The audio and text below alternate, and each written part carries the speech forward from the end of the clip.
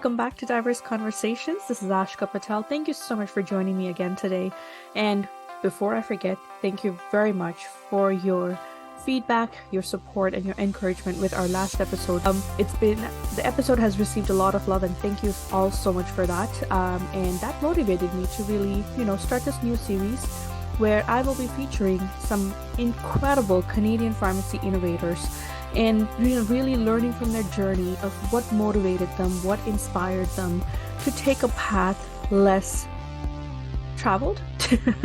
But regardless, I feel like these journeys can inspire us to really look within ourselves and to also find out what is it that we really want to associate ourselves with, what work resonates with us.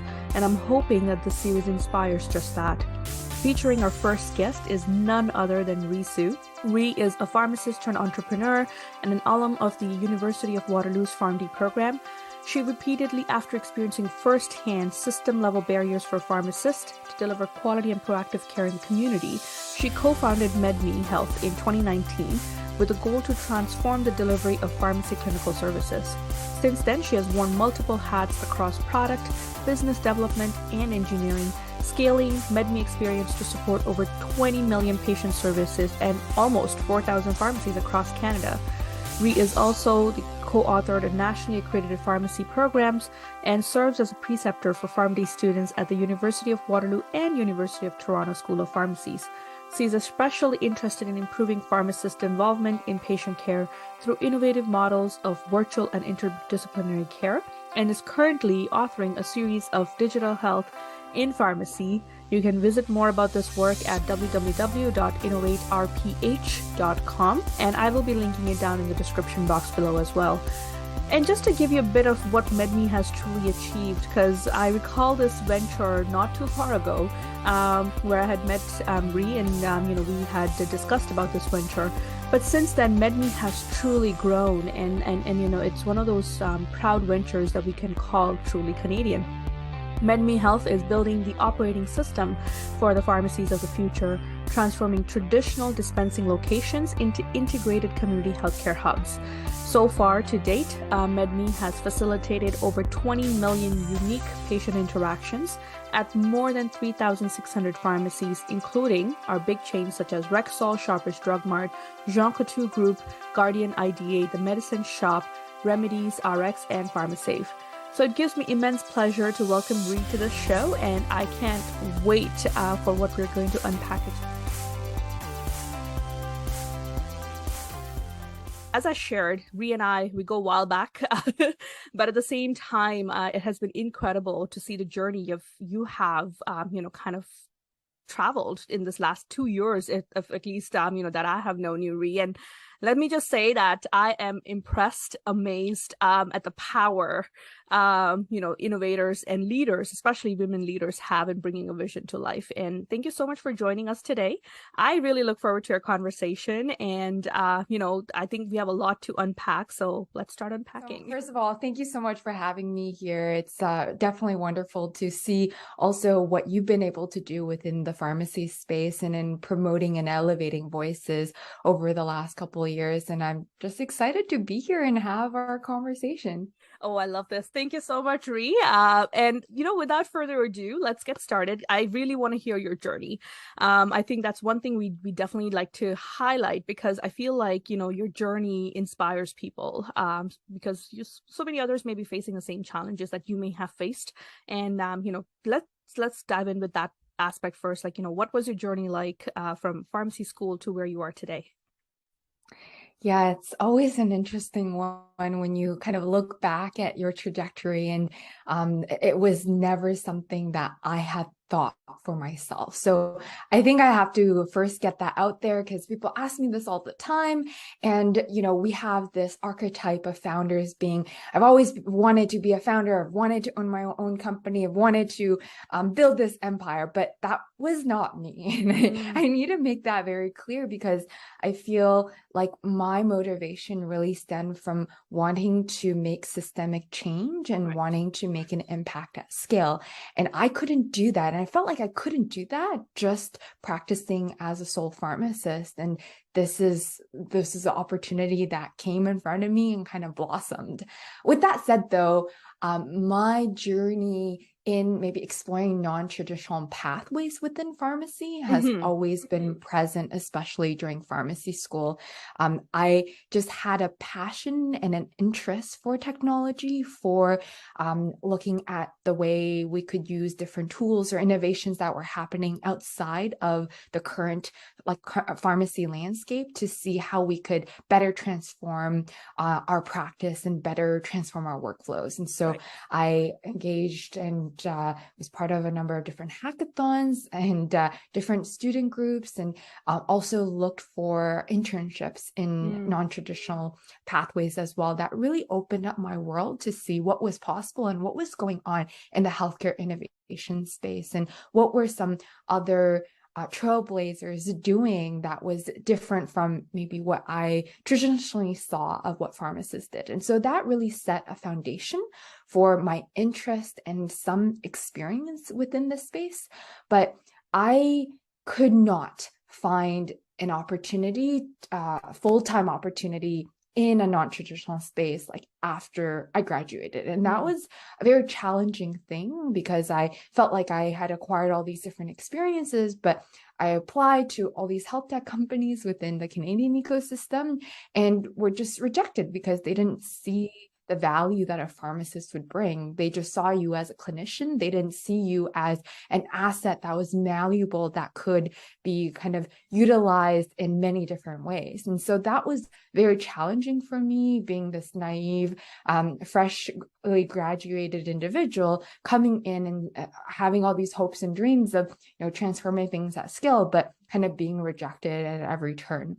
And that was when I started just like taking on another variety of different experiences. I wrote blog content for a software reliability engineering company, completely outside of healthcare, but completely outside of anything I had really known, but leveraging the skills of communication, research, critical thinking to create that content. And then I worked in pharmacy education as well, to creating CE programs that is kind of helping with me now in pharmacy education, and changing how people kind of view pharmacy and the different technologies that come up there. So just a lot of different experiences that I had under my belt. And then one of my friends from Waterloo said, hey, there's this guy who's building a pharmacy startup and he'd like to talk to a pharmacist. Do you want to talk to him?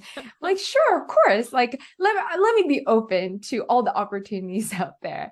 And that's when I met Puriya, our CEO, and we had quite a long conversation about our shared vision for pharmacy. And after that conversation, I was like, there's something there. Like, there's some alignment in where we want to bring pharmacy, and let's kind of see how it goes. And that's kind of how it all started. But I think the pivotal point for me was when I met up with Puriya, as well as Nick, our third co-founder and our head of product now, for the first time. Like, we met at the U of T pharmacy school at on an afternoon, and it ended up being like a full-on 12-hour conversation going on into the later night and early morning, just talking about all of our ideas and passions for pharmacy and where we want to bring the profession and how we want to innovate through it. And that was when I really realized I found my peoples.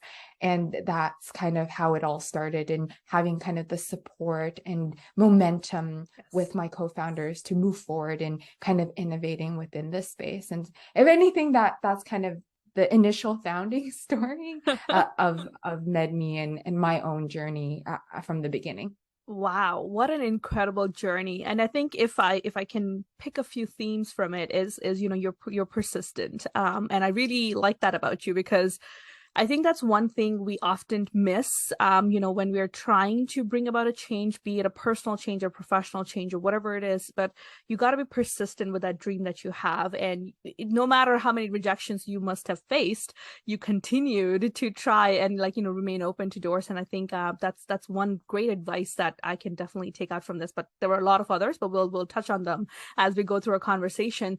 But I no doubt you have a fantastic team with the three of you as a co-founders for MedMe. So tell us a bit about MedMe. It has grown in the last 2 years. The pandemic has really served as a blessing in disguise, I would say, to bring your vision to the ground, right, and to reality. So let's speak a little bit about MedMe and what are some of the exciting things that you're doing right now.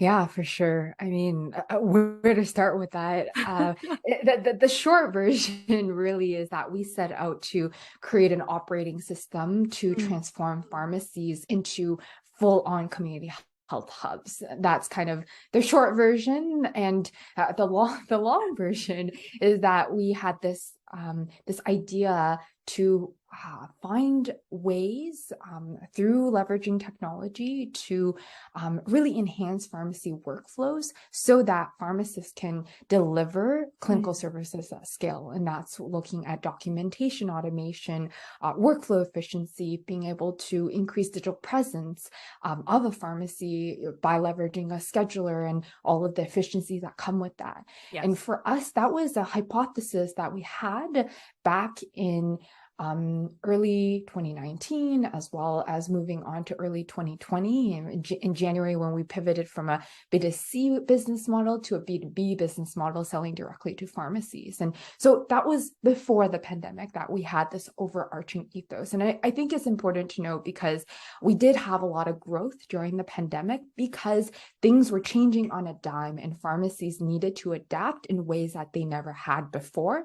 And we were there with them every step of the way, supporting them, whether it's looking at launching the first flu season that's going to be focused on scheduled appointments for the first time ever in pharmacy. Yes. Or helping pharmacies deal with the changing eligibility criteria on a per province basis for COVID vaccinations. And with changing eligibility, changing documentation, changing requirements, all of that was what we kind of focused on supporting pharmacies, because that's the support that they needed. Right. But I think in the backdrop of that was also a slow but surely change in digital transformation across the pharmacy landscape, and pharmacies realizing that they can leverage digital tools to support them in really optimizing their workflows. Like for example, our scheduler and documentation system has shown to consistently save like 5 to 15 minutes per appointment for pharmacies, especially when it's for families, like groups of 3, groups of 6. And that's an efficiency gain that pharmacies may have never seen before, or never thought that they could leverage some sort of tool to help them in that way. And I think for us, that was the entirety of 2020 and 2021 was a huge learning experience in how we can understand pharmacies' needs, pivot very quickly to serve them, and be able to bring value to pharmacies in that way. And so our growth really, we had maybe 50 pharmacies in the summer of 2020, and then by 2021, we were probably around like 1,000 pharmacies. And then now we have over 3,500 pharmacies across Canada. So that trajectory, definitely a lot of growth and a lot of learning in the diversity of pharmacy practice across Canada. And it's definitely been a whirlwind. Absolutely. But it's been incredible to see, because I think it also has, made us open to innovation more. So as a profession, if I can speak to that as someone who has seen the profession kind of evolve over the pandemic and be more open to change, because I know we had a bit more of a rigid view of how we operated and what was business like normal, right? And that has changed, and commend MedMe for that, because I think you were one of the pioneers when it came to digitizing community pharmacies, and that speaks volumes. And I'm sure you have a lot of stories to tell in terms of the resistance you may have faced in those early dialogues that you were having to, sign up your first customers, to even like, try out your platform, right? So I would like to hear a bit more about that in terms of, how difficult was it for pharmacies to adopt these services, and like, what were some of the challenges that you had to overcome as a business to make MedMe a success? Yeah, I would say that our biggest competitor has always been the status quo. And that's just been a consistent theme kind of throughout our entire journey, and even now, and status quo being paper and pen and fax, and sometimes Excel spreadsheets in the best of ways. And that in itself has been very interesting to see, because we know the like efficiency gains and benefits that leveraging a tool can support and change in pharmacies, but the resistance to try something new, to take on the training and change management that's needed, that's definitely been the most challenging hurdle that we've had to overcome. And so we really did focus a lot of our work on building full-on playbooks and contextualized training materials, so that it could, our software could be very much out of the box, that it's not just, a training manual that tells you how to use it, but how do you use it in your practice? What are the workflow considerations when it comes to, the day before, the day of, afterwards, like exactly, really creating that playbook to support pharmacies in their adoption and how they can get the most value out of our platform for them. So like that change management piece, I think still remains, especially when it comes to virtual care and virtual care provision of pharmaceutical services. That has definitely remained quite low in adoption, despite all of the fervor and fanfare over the last number of years. And, despite enabling legislation, it's never really been something that's been picked up. And I think that the main problem lies in just how far it is from what we said, the status quo being the biggest competitor. Like doing virtual care requires new equipment, changing and upending workflows, finding new spaces, changing patient behavior and expectations. And I think that was just too much to bite off in one go for pharmacies to go from 0 to 100 in that way, especially when pharmacies were already having kind of challenges going from 0 to 50%, which would be kind of leveraging a scheduler, whether that be a Google Calendar or a MedMe software. That was already a huge jump, right? So it's very interesting to see, but I think now, coming out on the other end in 2022, we are seeing a change in perspective of what pharmacies realize that they have to do, and really changing their digital presence, focusing and investing in having a digital front door. We see more pharmacies investing in website creation, SEO, search engine optimization, optimizing their Google business, and leveraging, online OTC delivery platforms or Shopify for OT deliveries, and really now investing in a new, I would like to say, like a pharmacy tech stack. Like in any company, there's a tech stack and use a number of different things. Now I think there's more interest, acknowledgement of the importance, and ultimately investment into that pharmacy tech stack. And we're, I think, just in the nascent stages of seeing where that could go and where pharmacies take it, which is really, really exciting. It's really exciting to be within the pharmacy ecosystem and innovating within the pharmacy ecosystem in this stage of change and change in perceptions and willingness of pharmacies. So we're really at a cusp right now. And one thing that is still a challenge now is, pharmacist burnout. There's been so much burnout over the pandemic, and it's difficult to take on new challenges and new horizons when pharmacists themselves have been stretched so thin. And I think this is an opportunity for like companies like ours to really support in more ways than one, and really empower pharmacists to do things that they truly value, to provide the care that they want to, as we kind of round this curve. So really exciting, still challenges, but I'm looking forward to where everything goes.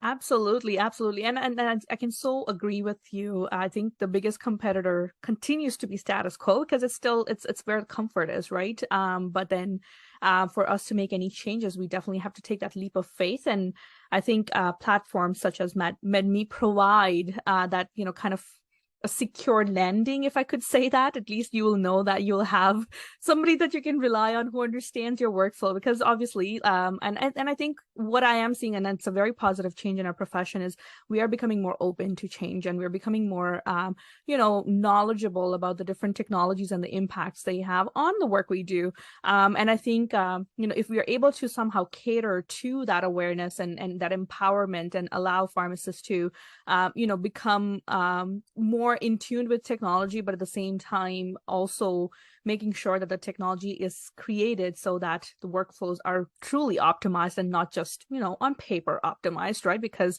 let's all be honest, burnout is real. And as you rightly mentioned, staffing shortages, everything else included, the community pharmacy has been busier than it has ever been before. And this is something I consistently hear from so many of my friends and colleagues, and I'm sure you hear that too.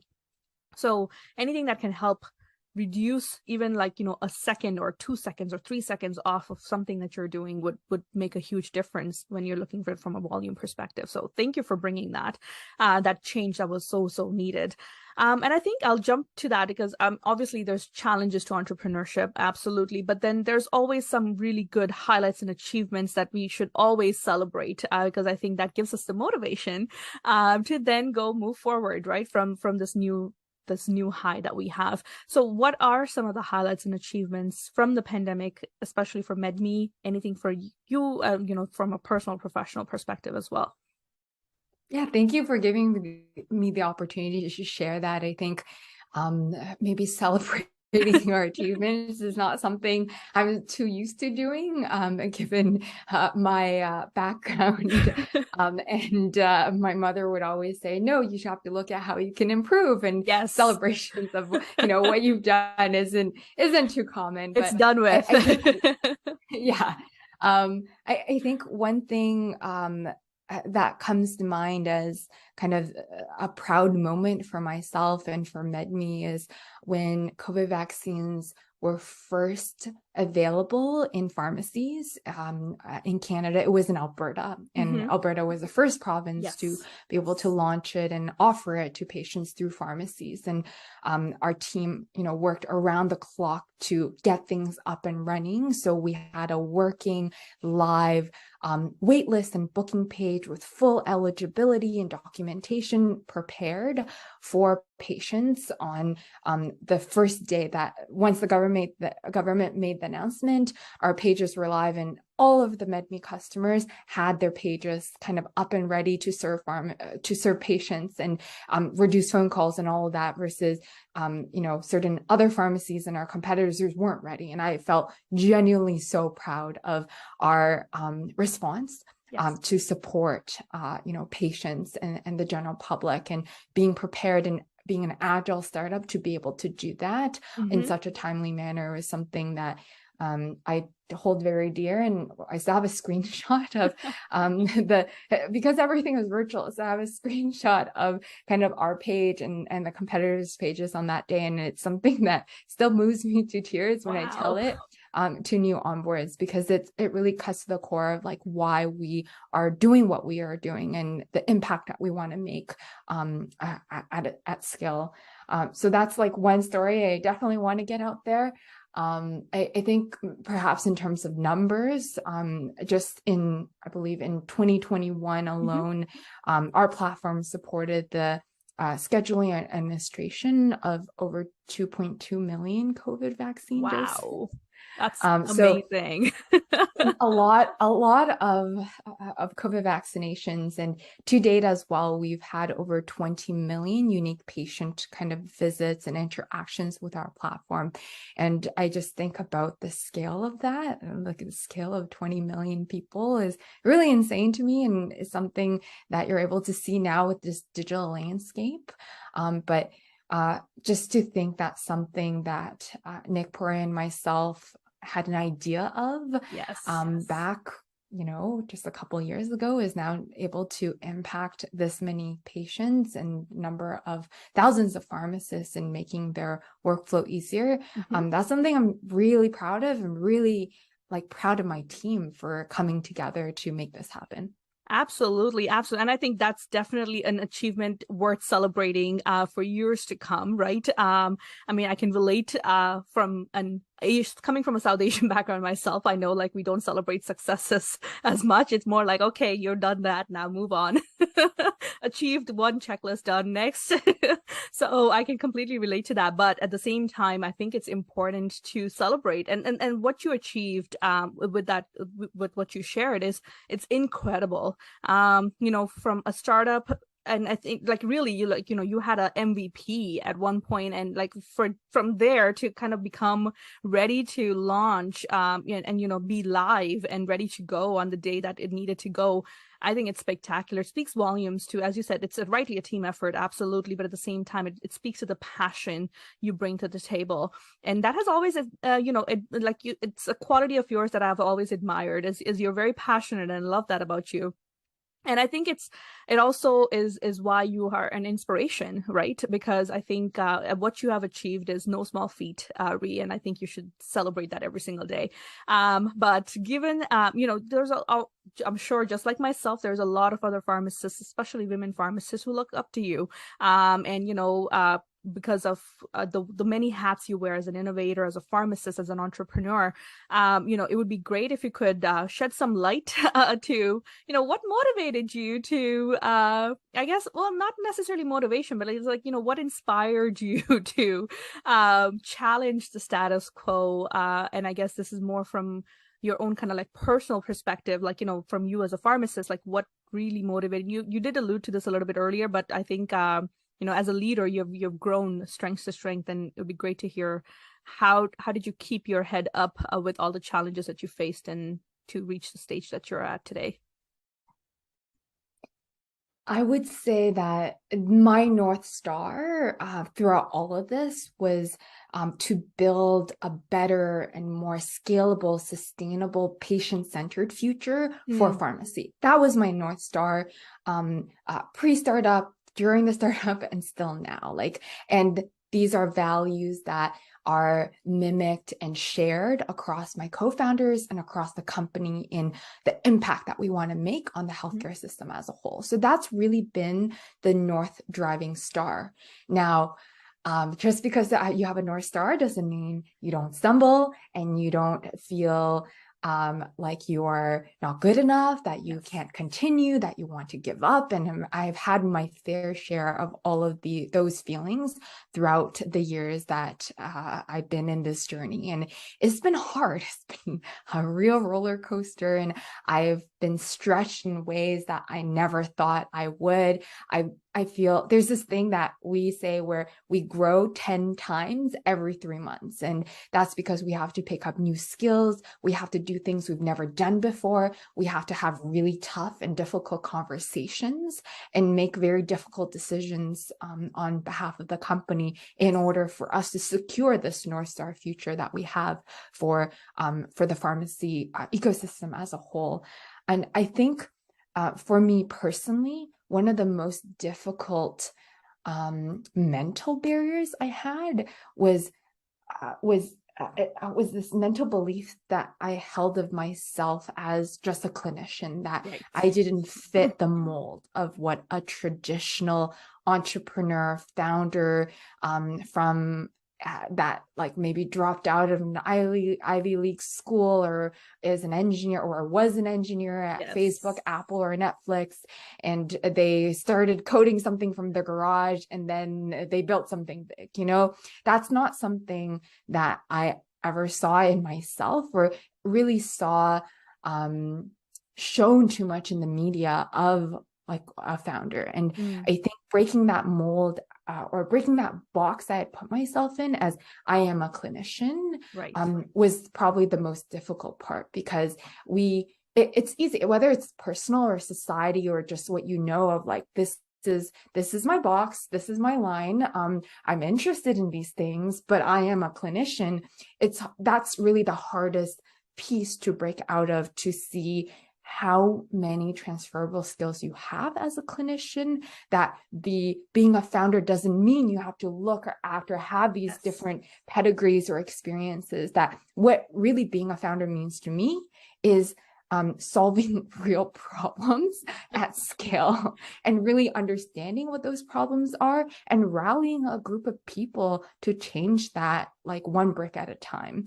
And you don't have to, have all these previous experiences or backgrounds or even be a coder in order to do that. And for me, that learning curve was so steep, despite some of the previous, non-traditional experiences I'd had. And I constantly doubted myself and constantly had that imposter syndrome of, what am I doing? I don't know any of this. Like, how am I expected to lead a team and grow on this? But it was very much trial by fire and a solidifying of my own belief and breaking that mental barrier that I had, one challenge by one challenge. And by the time that you look back, you're like, whoa, I went through all these roadblocks. I guess I'm pretty damn capable. And I have the ability to stretch and grow in these different ways. And I feel like I have made really great decisions. And I think it was through experience and looking back and reflecting on my own journey that helped me build that resilience and confidence in how and what I could achieve. I also do have to note that I have the most supportive co-founders, and they believed in me deeply before I believed in myself. In the early days, when we were founding the company, when we were learning about marketing and all these other startup things in the beginning, I had a lot of self-doubt, and it was them kind of coming to me and sitting me down and really talking me through my thoughts and sharing their deep-seated belief in me that I was the right person to go on this journey with them, that helped me gain the confidence. And I think sometimes you need people who believe in you more than yourself, because that helps ground you and that gives you a safe place to build your own confidence to move forward. And so I think having the support systems of others and mentors and entrepreneurship ecosystem is so vital for anyone who's looking to innovate, especially people who look like me and who may not see other people that look like them in doing some of these different things. So yeah, I've been quite fortunate, and I'm really looking forward to where this journey continues to take me. Absolutely. And I think you've nailed it really well, because I think, and as a clinician, I can so relate to those struggles, right? I think it's also part of the training we receive, because it is so evidence-based, and because we're always looking for evidence to, before we even make any recommendation. It's like entrepreneurship does not necessarily have evidence, right? You are trying to create evidence to support your idea that you have, and it's a complete contrast to the training and the personalities that we have as clinicians.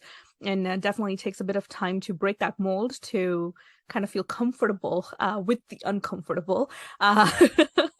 And I guess I think it's always great to have clinician leaders like yourself to have such conversations with, because I think these are so much more relatable on a level that we know what the struggles are, right, on a personal level, and so it's so much more relatable. So I guess, what advice do you have for any clinicians who are aspiring to become innovators, or have an idea that they want to bring to life, but maybe facing these inner struggles? What advice would you have for them? Own it. And I say that because I think being a clinician or having that healthcare experience, that true lived experience of caring for patients and being in like these different patient stories and understanding the challenges and struggles of the system, that gives you such a unique and important perspective when it comes to creating any sort of solution. And I think we need more of that in the entire ecosystem, people who understand deeply the nuances of the problems, especially because healthcare is so complex. It's not just as simple as, hey, let's digitize this and it'll solve the problem. It's never that naively simple. And it's the true people who have worked within the system, who have seen firsthand and felt the pains of their patients not being able to access X, Y, or Z, or their patients relapsing or worsening on their chronic disease, that care and understand the need for bigger systemic solutions. And so that's why I say own it, own your experience. Don't shy away because you are just a clinician. You are not just a clinician. You are someone with a wealth of experience within healthcare problems. You're someone with exceptional communication skills and exceptional empathy that allows you to collaborate much closer with people from any background and any experience. You have very strong detail-oriented skills because that is drilled into your education, and that makes your quality of work just so much higher than the status quo. And you have an ability to solve complex problems and be able to work on the fly. Just thinking about all the things in a community pharmacy that happens when you have maybe 4 or 5 different problems thrown on you at once, you can easily prioritize, delegate, and handle those problems all at once. Those are all incredible skills that we have as pharmacists and clinicians that we can bring to whatever workplace that we end up to. And whether it's in the dispensary, whether it's at a healthcare startup, whether it's in government, no matter where it is, these are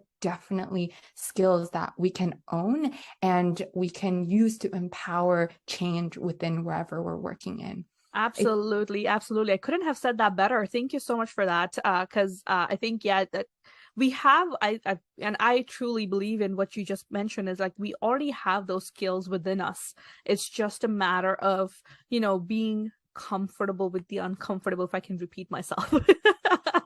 And it's so true because I can see myself in that box, right? When you had mentioned it, like I could see myself being in that situation not too far long ago, and trying to break out of it and trying to find my identity. But it is unfortunately sometimes very tough work that you got to do. But once you do it, trust me, the outcomes of it can surprise you and the world and create solutions that can actually help us all live better lives. But yeah, anyways, I'm not going to go into that. We'll keep this to Rui and MedMe for today. But I think you've touched on this, and this is something that is also very dear to both of us because we're so passionate about pharmacy and the profession that we're a part of. But how can we promote innovation more in community pharmacy? Because you did mention how there's more and more tools coming out, especially digital health has kind of taken a boom since the pandemic. We are having new innovations come through, but I'm not necessarily sure of the quality of those innovations. Not everything meets the par. But like, how can we kind of promote innovation within the pharmacy profession? It's like Canadian perspective, global perspective, however you want to frame that. Yeah, I feel that like we tend to gravitate towards like what can us as pharmacists do? What can us as individuals do to promote and encourage?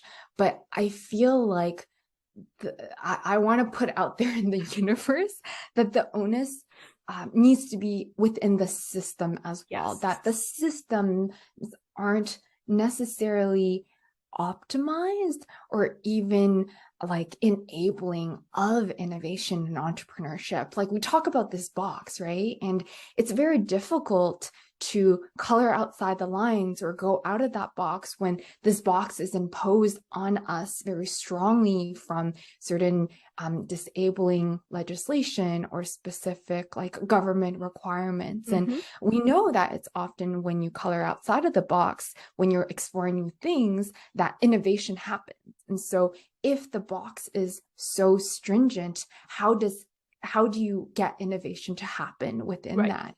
And so for me, I think one really key element is having more enabling legislation and collaboration with government bodies to actually drive innovation within pharmacy. And the reason I say that is there's a lot of unclear expectations and unclearly written policies and regulations that really put the onus on pharmacists themselves and make it very difficult for pharmacies to implement new programs or try new things or implement new software and new workflows, or being able to play in the sandbox and playground of some of the newer technologies that have come up. But it's difficult for them to actually do that. And so what I'd like to see to really promote more pharmacy entrepreneurship and innovation is more cross collaboration, more transparency and communication between,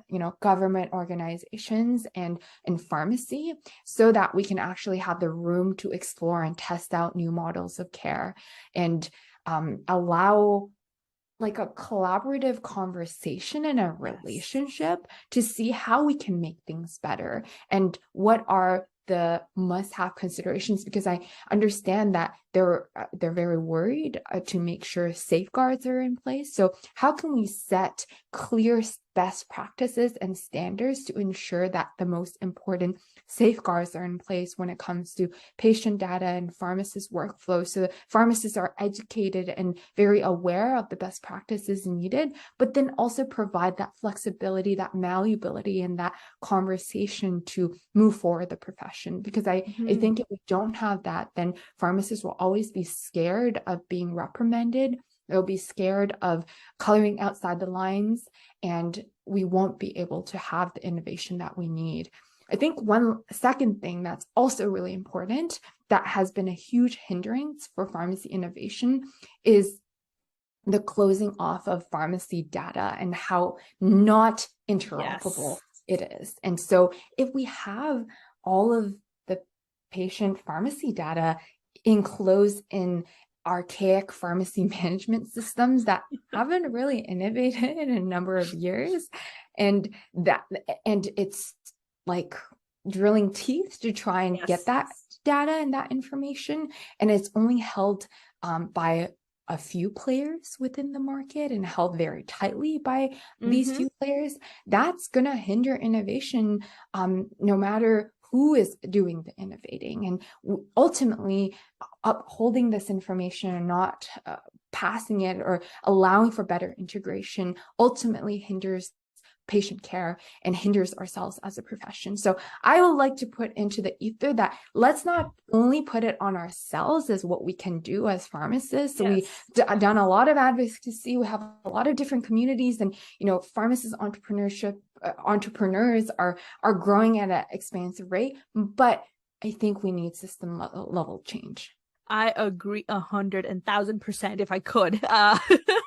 But no, interoperability, oh my goodness, let's that's a topic in itself for another date, another time.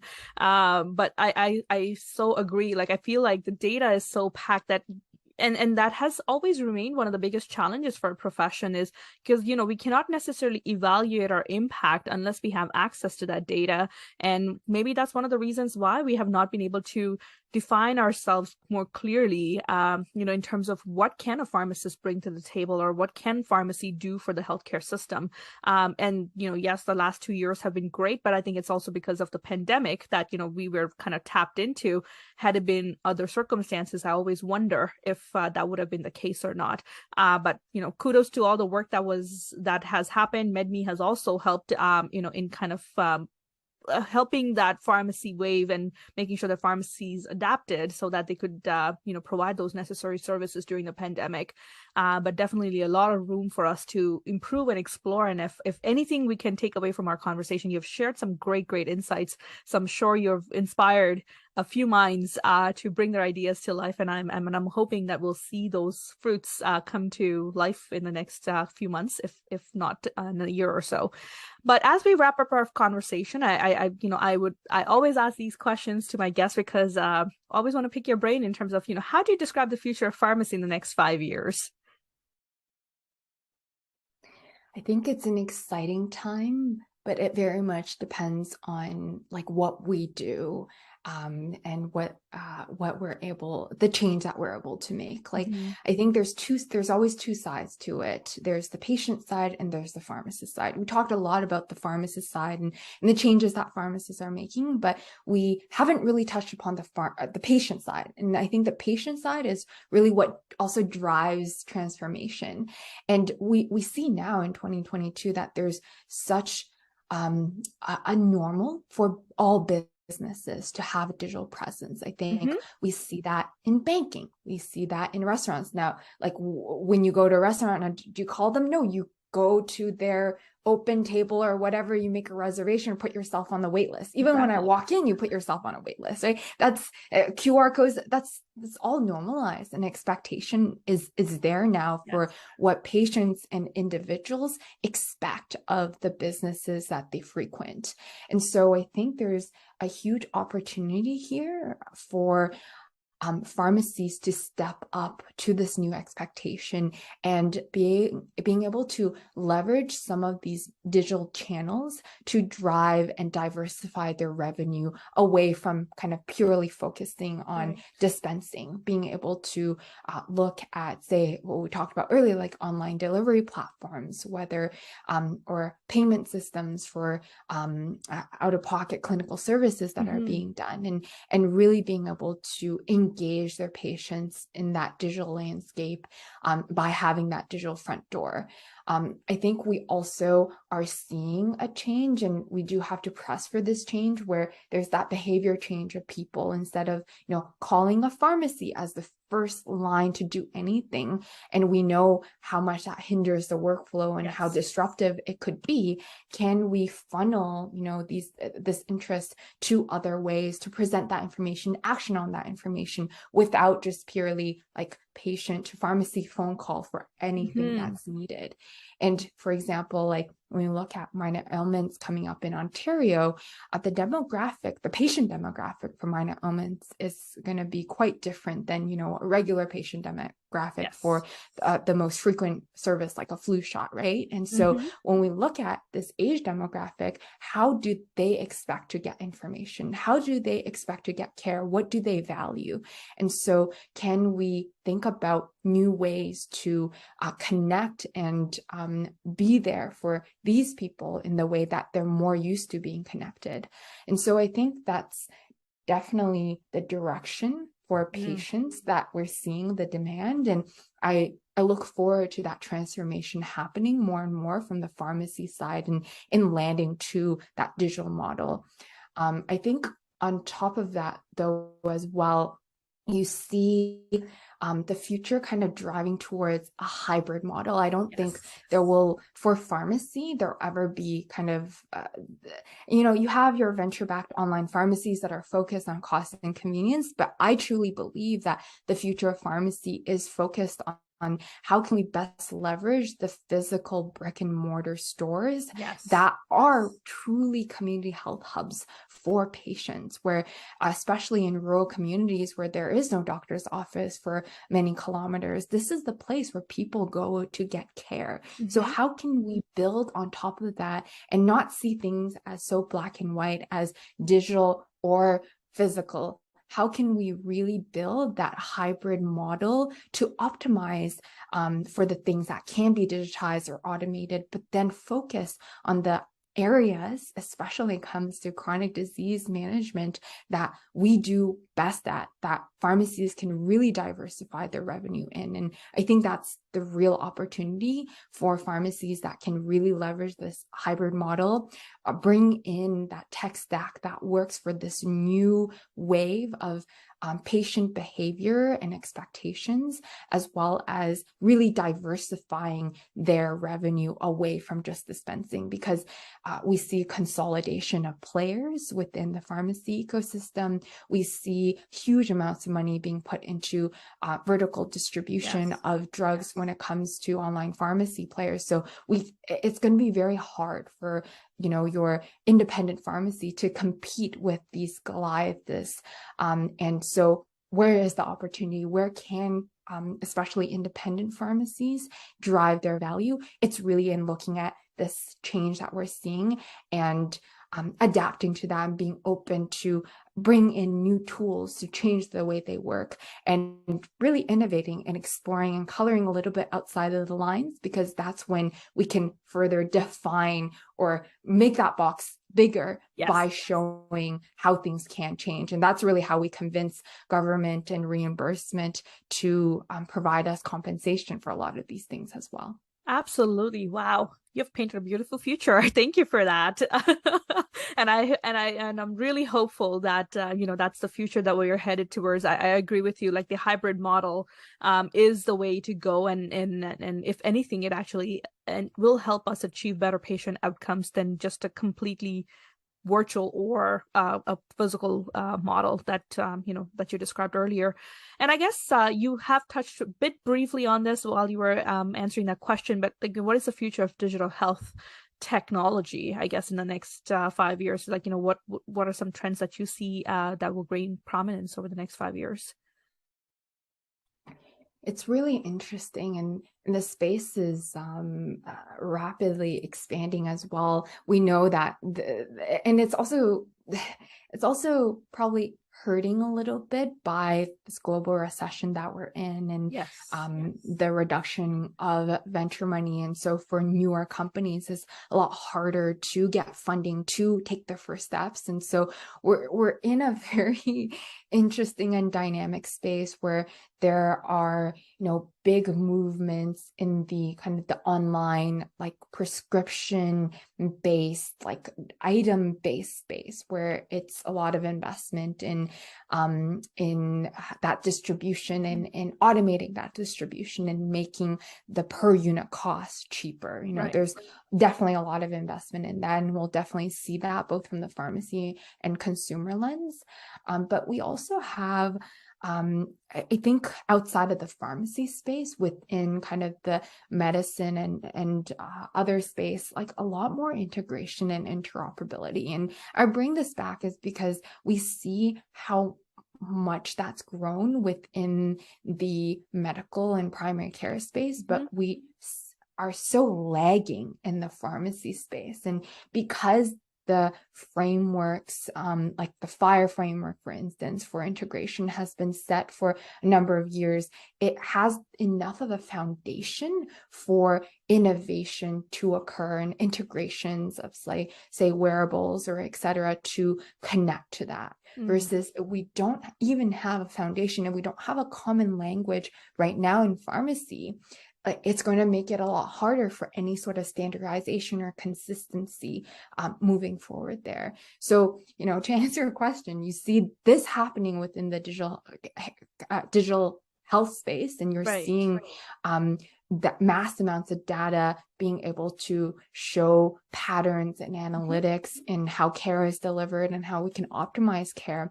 And I think that's really the direction that we need to push pharmacy into, because we can't be such laggards within the digital health ecosystem. We need to be step in step, or even like one step behind rather than many steps behind, or else others will make that decision for us, or else we won't have the agency to determine what is best for our patients and what is best for our business. It's going to be decided by another massive corporation or someone else. And so I think this is really the opportunity for us to advocate, to get the right voices together in a table and drive that innovation towards this better vision of interoperability that we're seeing happen in other domains.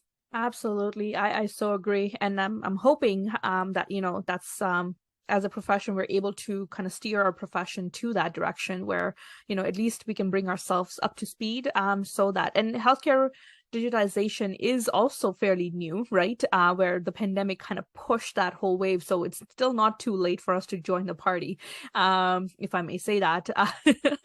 But I think the sooner we do it, the better, because then we could also be leaders, right? And we could also be then, like, seen as a profession who could potentially guide other professions to digital adoption as well. So I think there's a lot of opportunities there for us as a profession for us to take if we can. But I think we all need to come together to raise that and ask for those things, for us to be given those things. And I guess as my last question, one advice for current students and also new graduates or anyone really in pharmacy who's either looking to innovate or as they're preparing to enter the profession, any advice that you have for them, from a pharmacist lens and as an innovator? Yeah, I'm going to take a page out of your book, be comfortable with the uncomfortable. And I think that's so true because we are in such a rapidly changing space and things are going to be ambiguous. Things are going to be uncomfortable. And I think the best skill or mindset that you can equip yourself with is being malleable within that change and being able to quickly adapt to whatever is happening. And I think there's so many more opportunities now than there were before. There's communities, there are more companies innovating within this space and more just more awareness of what pharmacists can do. Like we have like almost 5 pharmacists who've in MedMe who have transformed into other careers as a product manager, as an operations lead, and Wow. within business development. And those are true cases of pharmacists turned X, Y, or Z. And I think we're going to see that more and more. I have colleagues who are doing their Masters of Health Informatics and working in digital health innovation in the government levels or in industry. And we're seeing that really proliferate. So I'm really excited for current students and new graduates to dip their toes in the water, explore as many opportunities as you can, and don't be too fixated on one path or an existing path through the forest. Like, trust me that if any time is the time, now is the time where you can carve your own path through the forest. And I think given, the large amounts of burnout in the profession, it's even more important to think critically and reflect about what you want your future to look like, and then creating that future for yourself. Because often if you walk down a prescribed path, you may feel very discouraged at the end of it because that may not be the future that you want or the day-to-day reality that you're looking for. And so how can you create? And it doesn't have to be within entrepreneurship or tech. It could be within your individual community pharmacy. It could be within your community or whatever it is. It is, I think, time for us to take up the mantle and carve out a future for ourselves that we want, that we're aspired to work in, that we feel empowered and we feel like we are generating that impact that we initially came into this profession for patients in the healthcare community as a whole. And I think the timing is right for all of you to go ahead and grab that. Thank you so much, Reed. What an inspirational end to the conversation, if I could say that. Thank you so much for sharing such wise words. And again, this is exactly why I admire you. You have that maturity, and I adore that trait, because it's, I think for a good leader, it's always important to understand not just the one aspect, but entire, like the sequence which leads, your one move can have so many multiple ripple effects. And to understand that, it takes it takes a different way of thinking and a different way of viewing things. So thank you so much for sharing that. And I'm sure you have inspired me. So if you were able to do that, I'm sure you have inspired a lot of other new students. And I hope whoever is listening, will take your advice and try to do something out of the box and follow what their heart wants rather than what has already been done before, because that's where the true fun lies in exploring and finding out more about yourself too, right? So learn a little late in my life, but I'm hoping that nobody else makes that mistake that I did. But it's never too late. If I'm a testament to that, it's never too late. With that said, thank you so much for your time. I thoroughly enjoyed our conversation. You have shared some amazing tidbits, and I can't wait for this talk to go live so that everyone else benefits from this conversation as well. And I look forward to the great things you have planned for yourself and for MedMe. And I hope to have you back on the podcast again in the future to share a similar conversation another time. For sure, for sure. Thank you so much. This has been definitely a pleasure to start my day with, and such a great conversation. And I want to continue, these sorts of conversations, because it's really in having this discourse that helps us propel the profession forward and bring up to the forefront, things that we see as challenges in our perspective, in our unique perspectives. And I encourage anyone who's listening to this comment, please, whether you're seeing this on LinkedIn, wherever you're seeing this, please engage. Yes. Let's have a discussion. Let's talk about this more and find opportunities where we can change things, because it's really with that, also from that grassroots movement, that we're able to make our voice heard. So thank you so much for giving me the opportunity and creating this space for folks to come together and discuss. And yeah, looking forward to seeing where my journey takes me and what other insights that I'd love to share with the audience in a future time. Absolutely. Well, thank you so much, Ree, once again, and all the very best with the future that awaits you. And with that, we're going to sign off. Thank you, everyone, for joining us for this conversation. And as Ree mentioned, make sure you comment below what inspires you to be the change that you wish to see. And maybe that's what we'll start off with our conversations. But also, we have a lot of things to accomplish together. So let's work together on that. And with that, bye-bye.